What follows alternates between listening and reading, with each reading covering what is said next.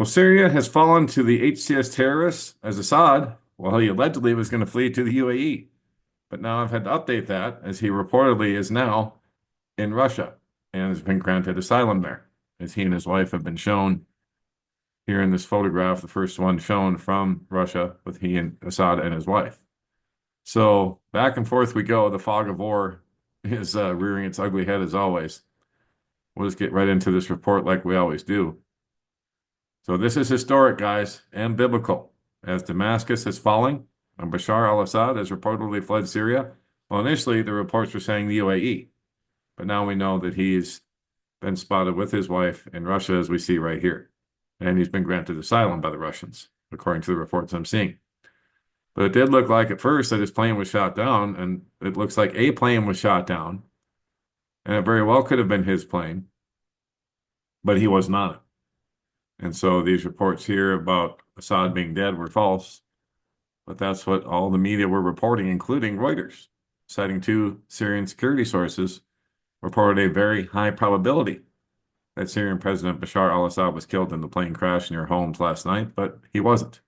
As we can see here, he's alive and well and in Russia. So we'll skip down today, or to this part.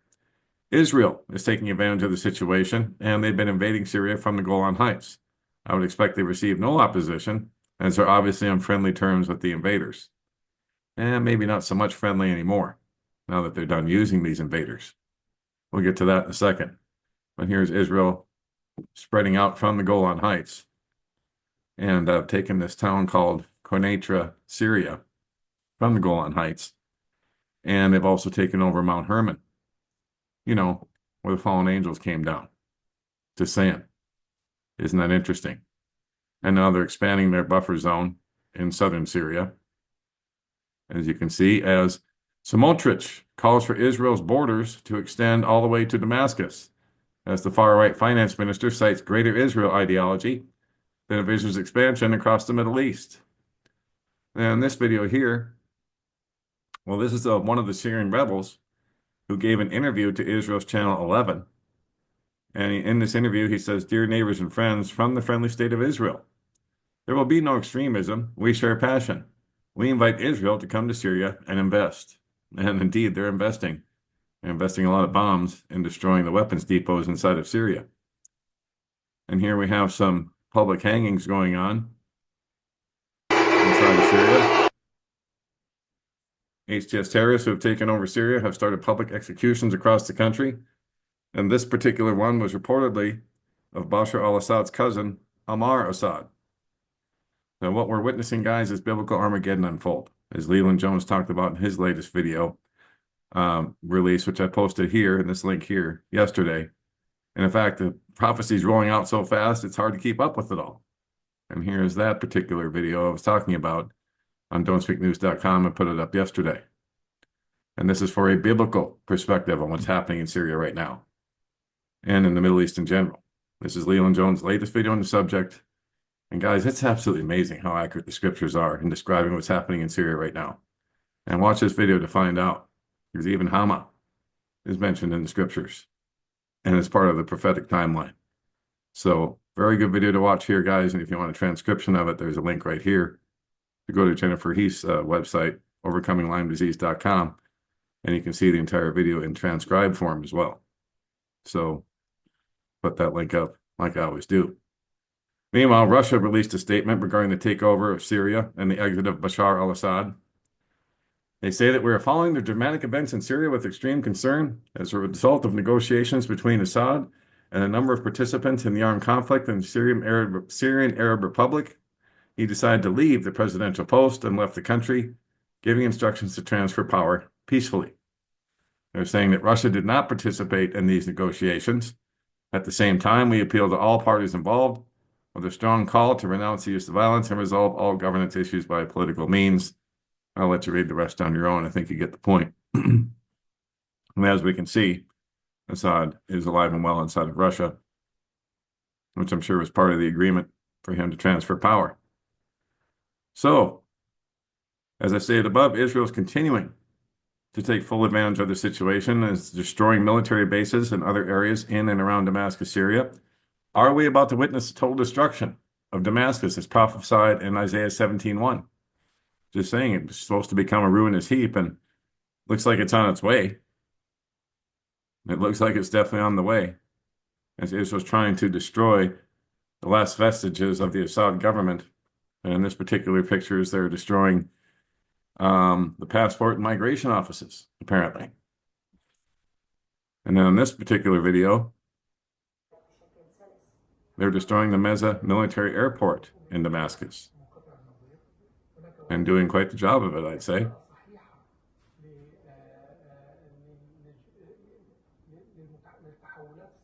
And then starting tonight, it says the main battlefront will move to Syria. We will start fighting on the Syrian front and will not allow anyone to reach our borders. That's the IDF Chief of Staff, Herzi Halevi.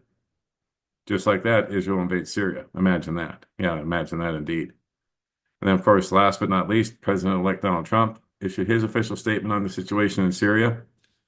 And it says here, Assad is gone. He has fled his country. His protector, Russia, led by Vladimir Putin, was not interested in protecting him any longer. There was no reason for Russia to be there in the first place. They lost all interest in Syria because of Ukraine, where he says close to 600,000 Russian soldiers lay wounded or dead, which that's very exaggerated, in a war that should never have started and could go on forever. Russia and Iran are in a weakened state right now, one because of Ukraine and a bad economy, the other because of Israel and its fighting success. Likewise, Zelensky and Ukraine would like to make a deal and stop the madness. They ridiculously lost 400,000 soldiers and many more civilians. Well, that number is fairly close to being accurate. There should be an immediate ceasefire and negotiations should begin. Too many lives are being so needlessly wasted, too many families destroyed, and if it keeps going, it could turn into something much bigger and far worse. He went on to say that, I know Vladimir well. This is his time to act. China can help. The world is waiting. Guys, Bible prophecy is unfolding in front of our eyes at such a rapid pace. Just when you think there's a break in the action, the action just shifts to another hotspot. So this is Armageddon. Like Leland said in his video the other day, it went from southern Lebanon on over to Syria, just like that. As soon as the ceasefire took hold in Lebanon, all of a sudden these HTS terrorists just popped up out of nowhere from Idlib and just started taking over, beginning with Aleppo. And it just went on from there. So stay ready, stay prayed up and prepped up at all times. So when you be ready to flee when told to do so by the Holy Ghost, and guys, I think that time is coming soon. Then we have this, as I just showed you, Bashar al-Assad and his family are actually in Moscow under asylum granted by Russia, according to TASS and other newswire reports, including over here on Twitter. So that's what's going on, at least as far as I can tell. That's the latest I can see from Syria. And I imagine we're going to see a lot more developments going on from Syria as time goes on here. Then from Hal Turner, more about Syria. U.S. B-52s are now getting involved in bombing Syria, as they're cleaning up loose ends so no one can testify. Let's check this out. The U.S. Air Force has begun bombing Syria.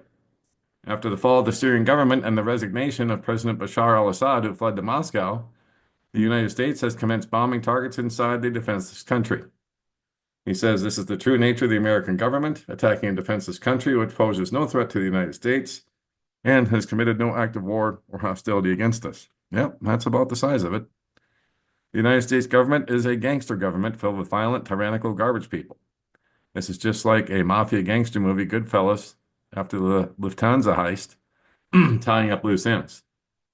In that movie, the guys who pulled off the Lufthansa heist at JFK Airport, which really did happen, were warned not to make any big purchases because the feds were watching for leads and as to who robbed the $6 million from the airport. Well, a couple guys went out and bought new Cadillacs, fur coats for their wives, and then those guys ended up getting whacked because they were warned not to make big purchases. And when they did, it endangered everyone else who was in on the heist. So now the big shots in the U.S. know that they've been stealing more than $30 million a month in Syrian oil and divvying up the money amongst themselves. The oil was shipped by tanker trucks into Turkey, where it was slightly refined, relabeled, and sold. Now they're killing all the witnesses who could testify against them. Yeah, tying up loose ends, just like he said. According to the Supreme Commander of U.S. Central Command, the U.S. unleashed over 75 airstrikes on ISIS camps in central Syria today. deploying B-52 bombers, F-15 jets, and A-10s to send a clear message: no regrouping allowed. Your strikes hit key leaders in camps without causing civilian casualties, they're saying.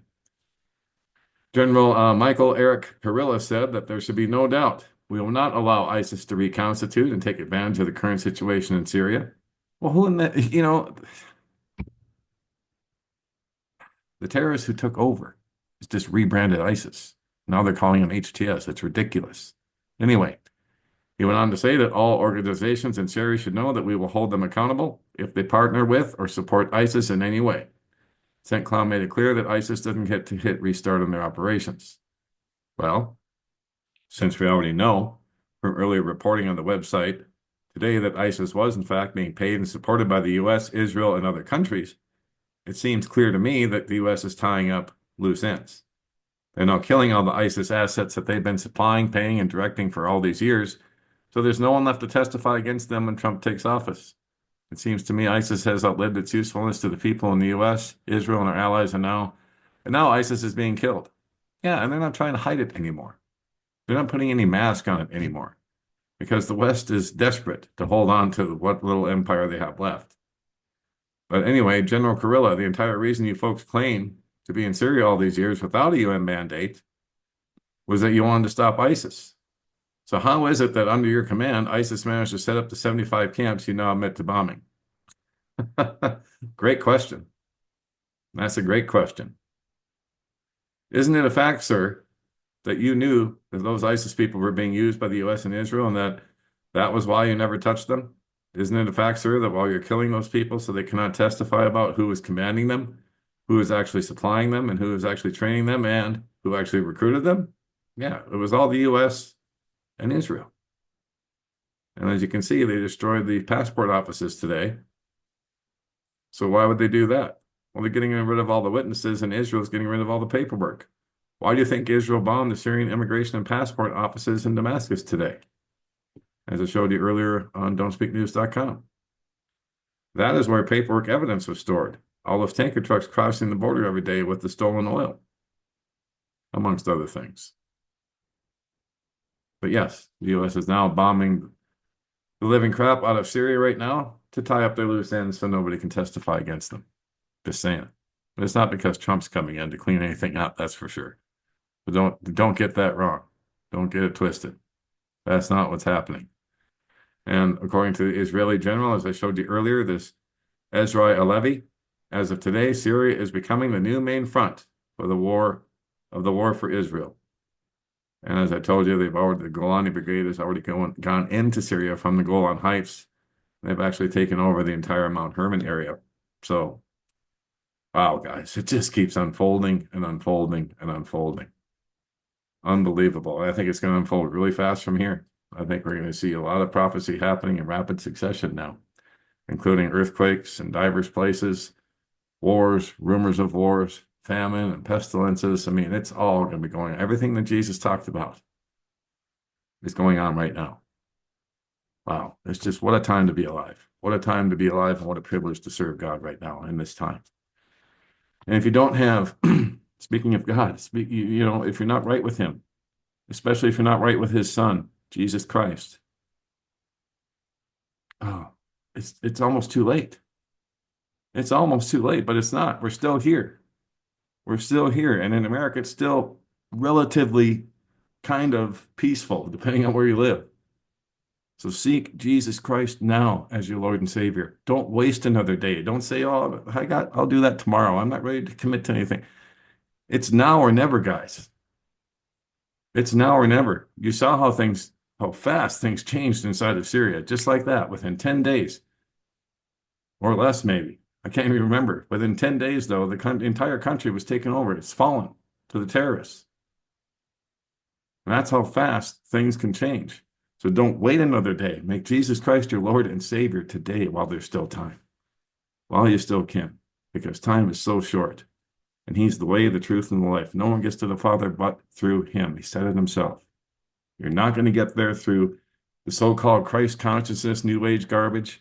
You're not going to get there through Muhammad. You're not going to get there through Buddha. You're not going to get there any other way but through Jesus Christ. He is the way. He is the King of Kings and Lord of Lords, and he's about to return. And man, you want to be on the right side of it when he does. All right. That is it for now. If you want to subscribe to the website, it's on the bottom of every website post. As you can see, as I scroll down here, right here. All you do is type in your email, click on subscribe, and you're in. Every time I put up a new post, you'll be notified. And if you want to find us on Rumble, BitChute, Telegram, and other places, click on this tab here. And all the places you can find us, including YouTube, at least for now, are listed right here. And then, if you want to support us, and I want to thank everybody who supported us during the last fundraiser thing. It was so critical. I thank you very much for that. But if you want to support us, you can just click on the channel support tab, and all the links to do so are right there. And we thank you very much for that because, as I've said many times, without you guys, we don't stick around. And that is it for now. God bless. Take care. Johnny Storm. Don't speak news.